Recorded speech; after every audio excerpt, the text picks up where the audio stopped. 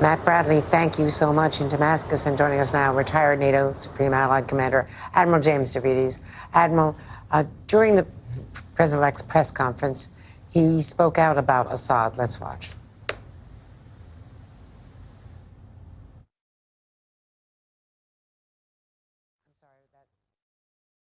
I can say that Assad was a butcher. What he did to children.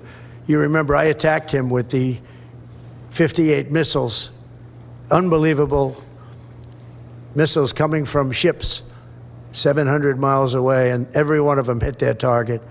But I did that. That was the red line in the sand. Now, the other big question for Americans, for the administration right now, is Deborah Tice and what she said to Kristen Welker.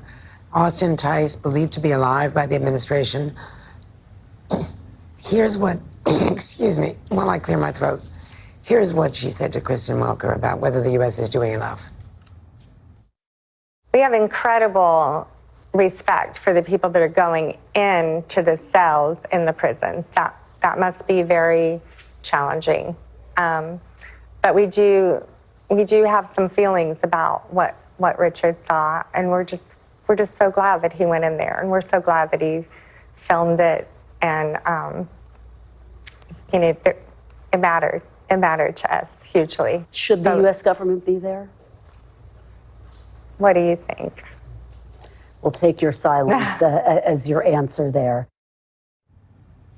I thought that was very telling as well when Kristen asked that question, because the fact is that the French are now sending people in, but as far as we are told, the administration is talking to the rebels, but doesn't have anyone on the ground. Now, I know how dangerous it is, but what Deborah Tice was talking about is that Richard Engel and Deborah Tice confirmed the accuracy of this. Richard Engel went in and found, through his sources, someone who had been an eyewitness, at least back in 2022, to Austin Tice in an adjacent, cell, and Richard got into that cell. Yeah, there is no question that at the earliest stage possible, the U.S. government should be putting people on the ground. I am certain that conversation is happening. My hat is off to Richard Engel and other intrepid journalists who are doing exactly the same thing. You see different stories about people going into these prisons. And I suppose for the Tice family, it must be heartbreaking not only to see those doors open and not see Austin's face coming out, but also wondering, could my government be doing more? I know Tony Blinken, I know Lloyd Austin, I know Jake Sullivan. They are leaning forward and doing all they can. Perhaps they don't want to show the U.S. government faces on the ground there, but in my heart, I think they are engaged, and I certainly hope that they are. Let me also ask you about the whole question of what Israel is doing, because Israel is just hammering Syria. Now they're talking about settlements in the Golan, which is a disputed territory, needing a buffer. Understandable, they needed that with Lebanon. They weren't satisfied at all, and it was proved correct in terms of the weapons that were being buried on that supposedly DMZ. They weren't satisfied with the UN forces there. But how do you see Israel's continued bombing attacks, taking out weapons depots, but how complicated is that? Well, first and foremost, I think it's in U.S. interest, in Israel's interest, in the interest of the West, that WMD, weapons of mass destruction, are destroyed.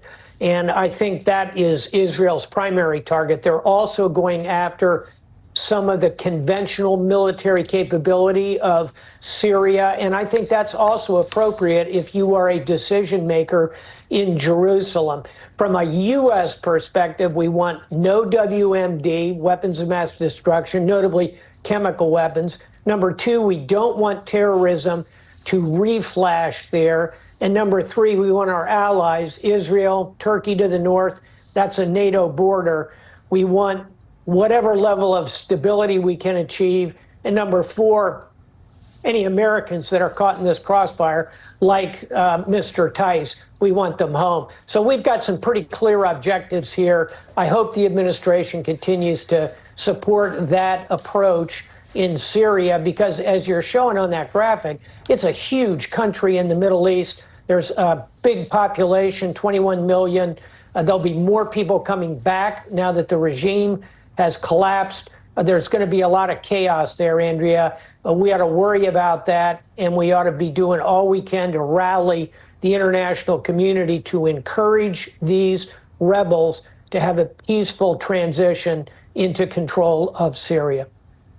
We just scratched the surface because we don't have more time, but I hope you'll come back this week to talk more about that and Hamas and Gaza, as well as potential Israeli strikes against Iran. Thank you, Admiral.